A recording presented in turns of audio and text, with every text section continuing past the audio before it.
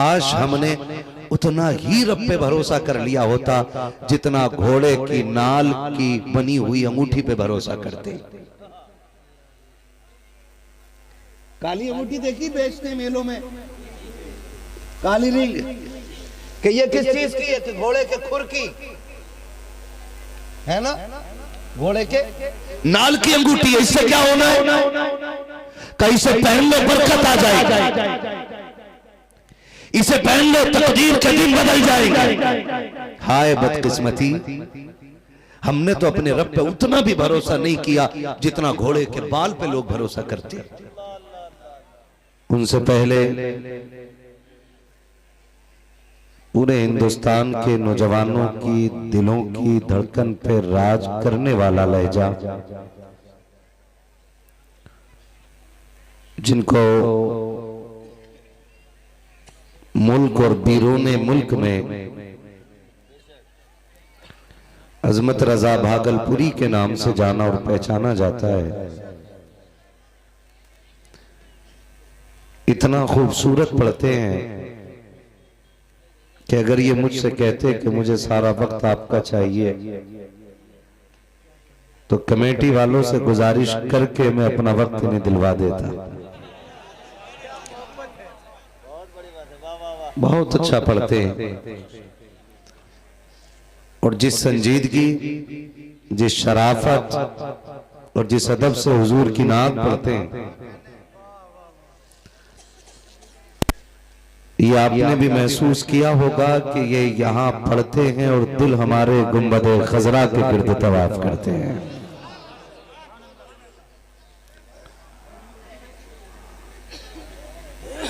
अगर मैं देख रहा था हम मुफलिस का मोल चुकाएं, अपना हाथ ही खाली है। 50% मेंबर के लोगों को तौफीक नहीं थी कि दाद दे देते, पता नहीं किस चीज की चिड़ थी। इनाम आधा नाम कर दिया करो भैया, कम से कम पैसे की वजह से सुभान अल्लाह कोई कह दे। आपसे नहीं कह रहा हूं, मैं भी अपने खानदान से बात कर रहा हूं, लेकिन बाद में इन्होंने बात खत्म कर दी, मुझे शोहरत दिलाने को मेरा अल्लाह काफी है। बोल लिया करो कभी कभार। कभी कभी मैं सोचता हूं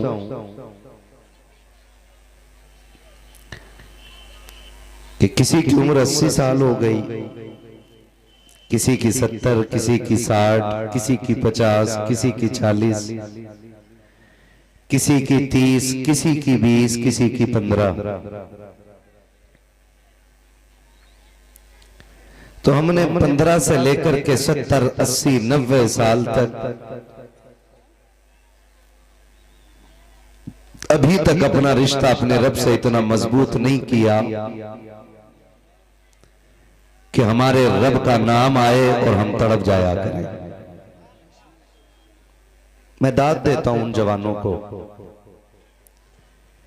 जिनके लहू में गर्मी आ गई थी रब के जिक्र से और वो पढ़ भी रहे थे। मैं एक फकीर और दीवाना आदमी हूं, मैं कोई पीएचडी नहीं हूं, प्रोफेसर नहीं हूं, मैं एक फकीराना मिजाज बंदा हूं। एक साहब कहने लगे जलसे वो कराते हैं जिन्हें नमाज भी याद नहीं होती, जलसे वो कराते हैं जिन्हें वुजू का तरीका भी नहीं आता। मैंने कहा फिर? तो जनाब फरमाने लगे कि जलसे वो कराएं जो दीन के बारे में महारत रखते हो या जो नेक हो। मैंने कहा ये आपकी फिक्र है और हमारी तो फिक्र यह है कि हम जलसों में आते इसलिए हैं कि अल्लाह इस महफिल की बरकत से हमें नेक बना देगा। हम आते इस फिक्र से हैं कि अल्लाह हमें इस जिक्र की बरकत से नेक बना देगा। आज जलसे वाले दिन महफिल में इनके सरों पर पगड़ी सजी है, खुदा करे वो रंग आए कि फिर पूरी जिंदगी के लिए सरफ अमामा बन जाए। और आएगा इंशाअल्लाह वो दिन, तब्दीली आएगी, फर्क पैदा होगा। मगर मैं देख रहा था, मैंने जो एक बात कही थी ना कि ये कैमरे वालों से पूछो कि ये भी मुसलमान हैं कि नहीं। मैंने इसलिए कहा था कि रब तो सबका है ना, न खाली मौलवी का है और न खाली किसान का है। रब रब मेरे सामने बैठे हो तो बोलना पड़ेगा। ये मेरे सामने हजारों हजार जो सर है ना, ये इनाम है रब का। वरना इतनी रात को तो कोई अपने बाप की भी सुनने के लिए नहीं बैठता। हक है, वाह वाह वाह वाह वाह, क्या कहने हुजूर। हजारों हजार सर मेरे सामने है, लेकिन मेरी फिक्र ये है कि अगर 4 बंदे सामने बैठे हों और इस्लाह की गरज से बैठे हो, मैं उन 4 को देख करके एक घंटा तकरीर कर सकता हूं। खुदा आपको सलामत रखे। हमारे रिश्ते बहुत कमजोर हैं। ये मोहल्ला इतना अच्छा पढ़ रहा था, अल्लाह की हम्द में शामिल था। हमने अपने बच्चों को सिखाया ही कुछ और। हमने अपने बच्चों को सिखाया ही कुछ और। हम बचपन से बच्चों को सिखा रहे हैं, बेटे कार में चलो ना, सीट बेल्ट लगा लिया करो,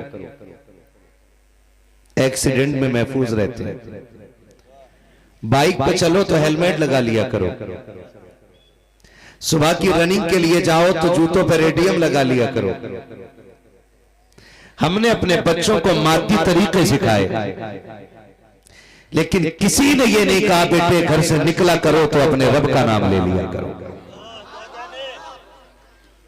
इसका सबसे बड़ा नुकसान आज देख लीजिए आप कि मिंबर से मुसलसल कोशिश करने के बाद भी आधे बंदे रब का नाम लेने तैयार नहीं थे। मेरी तकरीर तबे यार को बेचैन करती है, सबब क्या है वही कहता हूं जो दिल पर गुजरती है। आज हम किस मकाम पे खड़े हैं ये किसी से पोशीदा नहीं। पढ़े लिखे लोग अखबार में पढ़ लेते हैं, अनपढ़ लोग मोबाइल पे सुन लेते हैं। अब कोई खबर किसी से पोशीदा नहीं है, लेकिन हमें होश के नाखून लेने की फुर्सत आज भी नहीं है। मैं क्या बात कर सकता हूं। अभी आपने देखा था आले नबी औलादे अली, पीरे तरीकत रहबरे राहे शरीयत सरकार बाबू मियां हुजूर दामज़ल्लहुल अली वो बातें चंद लम्हों में कह गए जो शायद मैं सदियों में न कह सकूं। किसी ने एक बुजुर्ग से कहा था कि नसीहत फरमा दें ताकि आखिरत बेहतर हो जाए। उन्होंने बड़ी बात कही, उन्होंने कहा कि जिनको जनाज़े नसीहत न दे सके उसके जिंदे क्या नसीहत कर सकते हैं। क्या बात है, अल्लाह अल्लाह, हक है। नौजवानों हुए नाम वर्बे निशा कैसे कैसे, जमीन खा गई आसमां कैसे कैसे। हमारे रब से रिश्ते कमजोर हो गए। पेट में दर्द होना तो कहता हाय अम्मा। पहले माँ का नाम आता है। क्या नाम आता पहले? माँ का नाम। खाली हाथ साथ दे दे पीछे वाले तो ये वो डब्बे हैं जो पीछे जुड़े जुड़े चले जाएंगे, है ना। यकीन करें मेरे भाई, इनका एक पैर नहीं है। मुझे बाबुल भाई मुझे इनके बारे में बताया कि 3 महीने से मेहनत कर रहे हैं। पैर में जहां इनके क्लिप लगा हुआ है वहां छाले बन गए, लेकिन हिम्मत नहीं हारे। मैं अल्लाह की इज्जत की कसम खा के कहता हूं, मैं अकेले इस बंदे के लिए पूरी तकरीर करके जा सकता हूं। नारे तकबीर, नारे रिसालत, फैज़ाने हुजूर अली, फैज़ाने सरकार बाबू हुजूर मुफ्ती हम्माद रजा साहब क़िबला, वाह वाह वाह ये हमारे सदर, ये हमारे खजानची, ये हमारे सेक्रेटरी, इनकी मेहनत है। क्यों इतनी मेहनत की, क्यों इतना पैसा लगाया? इसलिए कि दीन हुजूर की उम्मत तक पहुंच सके। दीन हुजूर की उम्मत तक पहुंच सके। मेरी बातें थोड़ी सख्त होंगी, लेकिन दिल टूटे तो माफ कर देना। मैं आपको दुख देना नहीं चाहता, मैं आपके जख्मों को कुरेद के ये एहसास दिलाना चाहता हूं कि अभी इन जख्मों को मरहम की जरूरत बाकी है। ये ख्याल रखिएगा, चोट लगे ना तो मां निकलता है। 4 लोग जख्म देख के कहते हैं डॉक्टर के पास लेके चलो। पेट का दर्द देख के लोग कहते हैं डॉक्टर के पास लेके चलो।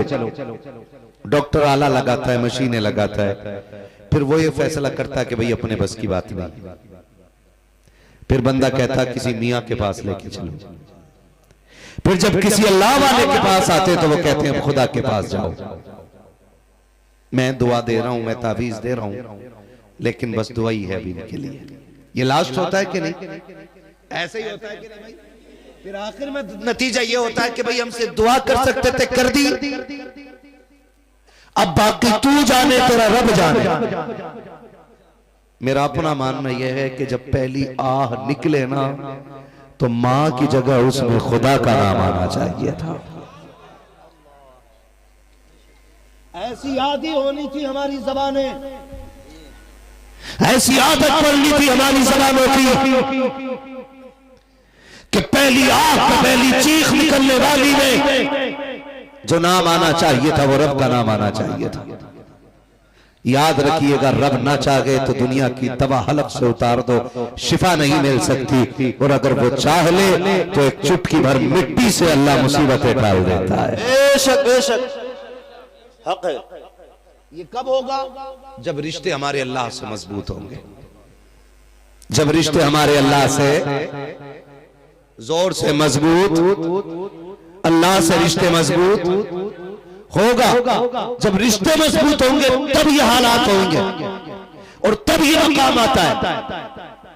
लेकिन माफ कीजिएगा, बहुत माजरत के साथ, आज हमने उतना ही रब पे भरोसा कर लिया होता जितना घोड़े की नाल की बनी हुई अंगूठी पे भरोसा करते। काली अंगूठी देखी बेचते मेलों में, काली रिंग, कि ये किस चीज की है? कि घोड़े के खुर की है ना, घोड़े के नाल की अंगूठी है। इससे क्या होना है? कहीं से पहन लो बरकत आ जाएगी, इसे पहन लो तकदीर के दिन बदल जाएंगे। हाय बदकिस्मती, हमने तो अपने रब पे उतना भी भरोसा नहीं किया जितना घोड़े के बाल पे लोग भरोसा करते, और उसके बाद कहते हैं कि दुआएं कबूल नहीं होती। आपने देखा है कभी बच्चे को रोए बगैर मां ने दूध पिलाया हो? बोलो। हम जिन घरों में रहते हैं हम देखते हैं बच्चा रोए ना तो मां दूध नहीं पिलाती है, और सोच तो सही, बिना रोए मां दूध नहीं देती तो बिना रोए रब तेरी झोली को कैसे भर सकता है? कभी रातों को मुसल्ले बिछाने के आदी बनो, कभी अल्लाह इस दर्द के साथ कहो कि जमीन तेरी समा के साथ चीख जाए, कभी दे आवाज रब को ऐसे। लेकिन हम तो कह रहे हैं अल्लाह कोठी दे दे, अल्लाह फिर ये हाथ भी सीधे नहीं हुए, ये हाथ भी मस्जिद में सीधे ना हो सके, ये भी यूं यूं अल्लाह तो रोटी दे दे, अल्लाह कुछ, ये हाथ भी भीख मांगने के लिए सीधे ना हो सके। काश तेरा रिश्ता रब से इतना मजबूत होता कि तू रात के सन्नाटे में उठता, दौड़ जाता अल्लाह के घर की तरफ और सजदे में जाके सर रख के कहता, मालिक ये जवानी तेरे लिए है, ये जिंदगानी तेरे लिए है, ए मेरे परवरदिगार मुझे तेरी बंदगी का शूर नहीं आता है, तेरी इबादत का सलीका नहीं आता है, ए मेरे परवरदिगार मैं अपने इस वजूद को लेकर के आ गया हूँ, मैं जानता हूँ मेरी आंखों में सोज़ो बर्दाश्त नहीं है, मुझे पता है मेरे लहजों में दर्द नहीं है, मैं जानता हूँ मुझे मांगने का ढंग नहीं आता है, मगर तू तो 70 माओं से ज्यादा प्यार करता है। तेरी बारगाह में उठे हुए हाथ खाली नहीं लौटाए जाते हैं। मालिक सच मैं तेरे दरबार में आ तो गया हूँ, लेकिन सुनिए मैं खाली जाने वाला नहीं हूँ, या तो मर के जाऊंगा या झोली भर के जाऊंगा। नारे तकबीर, नारे रिसालत, फैज़ाने हुजूर आली जनाबे मुफ्ती हम्माद रज़ा साहिब क़िबला। कभी ऐसे उठो, कभी रातों को आके यूं मांगा करो।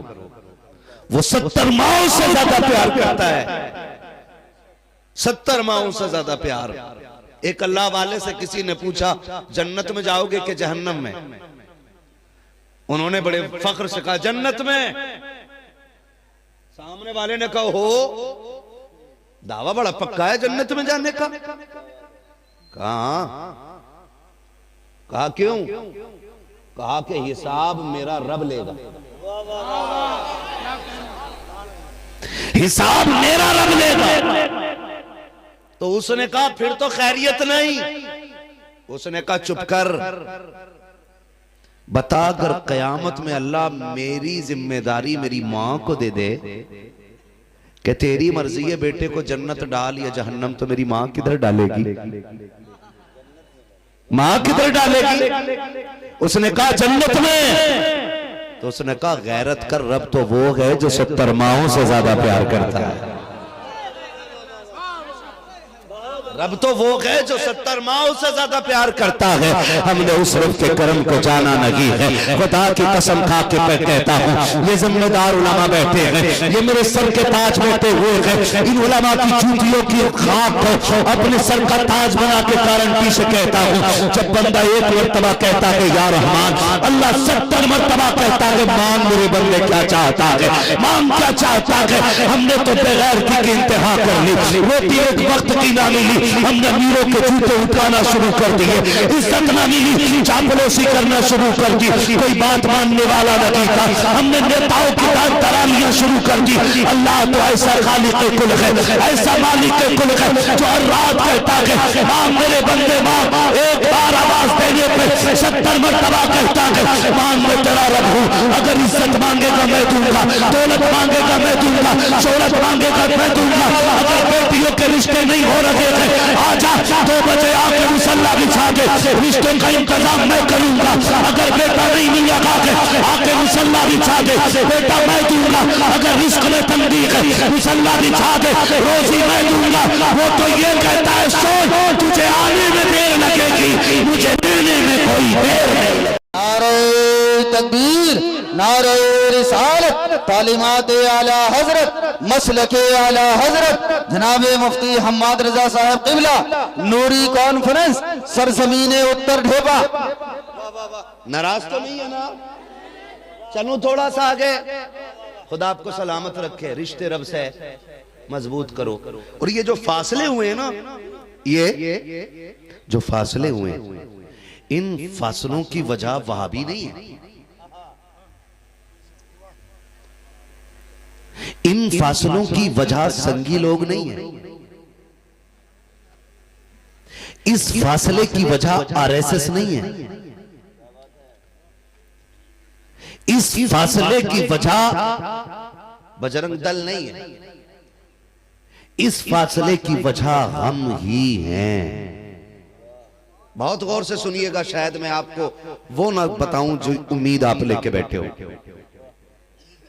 मैं जन्नत बांटने वाला बंदा नहीं, मैं तो खुद जन्नत का मोहताज हूं। बस ये दुआ है, अल्लाह कयामत में हुजूर के नालैन का सदका अता फरमा देना। तवज्जो है ना सारे लोगों? फासलों की वजह हमें कैसे कैसे फरमाया गया, जब बंदा लुक़्मे हराम के खाता है ना, तो फिर उसकी आंखों पे गफलत के पर्दे पड़ने लग जाते हैं। कैसे पर्दे? गफलत के पर्दे पड़ जाते हैं। और ये हराम तक पहुंचा क्यों? ईमान की कमजोरी की बुनियाद। ये कुरान ने ऐलान किया है, तुम ये ना समझना कि तुम कलमा पढ़ोगे और आजमाए ना जाओगे। यूं समझिएगा कि पूरी जिंदगी में हर मुसलमान यूसुफ है, उसे कुएं में भी जाना है। पूरी जिंदगी में एक बार जरूर उसकी जिंदगी में एक ऐसा कुआं आएगा जिसमें वो घिरेगा और सिर्फ खुदा के सिवा उसे उस वक्त कोई याद नहीं आएगा। ये हर इंसान की जिंदगी में होना है। हम कहते हैं जी हम मुसलमान हैं, हम ही क्यों आजमाए जा रहे हैं? तुम ही आजमाए जाओगे क्योंकि तुम मुसलमान हो। ये ख्याल रखिए, तुम आजमाए इसलिए जाओगे क्योंकि तुम मुसलमान हो। और जब भी तुम कुएं में गिरो तो फिर अपने आप को यूसुफ तसव्वुर करना, फिर मदद खुदा भेज के दिखा देगा। लोग वो गुमराह होते हैं जो कुएं से गिरने के बाद फिर संभलते नहीं। तवज्जो है, मैं बता दूं एक बात। कुआं गुर्बत, मुफलिसी, तंगदस्ती, बच्चों की भूख, घर की जरूरतें, शौक, ये सारे कुओं में से कोई एक कुआं हो सकता है। कोई भी एक कुआं हो सकता है। बीवी ने कहा सुनो मुझे 12,000 का सूट चाहिए। आदमी की कमाई थी कितनी? 4,000। ये यूं माने कि पर डे उसकी कमाई 400 रुपए। कितनी जोर से कितनी? पीछे वाले भी शादीशुदा लोग हैं, खाली कुंवारे ही बैठे। कितनी इनकम थी? सारे नहीं बोल रहे हैं, सिर्फ कुंवारे बोल रहे हैं इस बात को। शादीशुदा भी बोले घर में रोटी मिलेगी आपको, मेरी गारंटी है। डर के बात ना करें। कितनी इनकम? 400 रुपए की इनकम। बीवी ने ये कहा 12,000 का सूट चाहिए, मैं खाला की बेटी की शादी में जाने वाली हूं। मर्द ने क्या किया? क्यों ना यार रिश्वत ले लो, ब्याज ले लो, फिर बंदे के कदम हराम की तरफ चल दिए। याद रखिएगा ये जो रिश्वत और ब्याज की तरफ उठा हुआ कदम है, ये पहला और आखिरी कदम नहीं होगा, ये आपकी नस्लों को तबाही की तरफ ले जाएगा। यही मुझे और आपको संभलना है।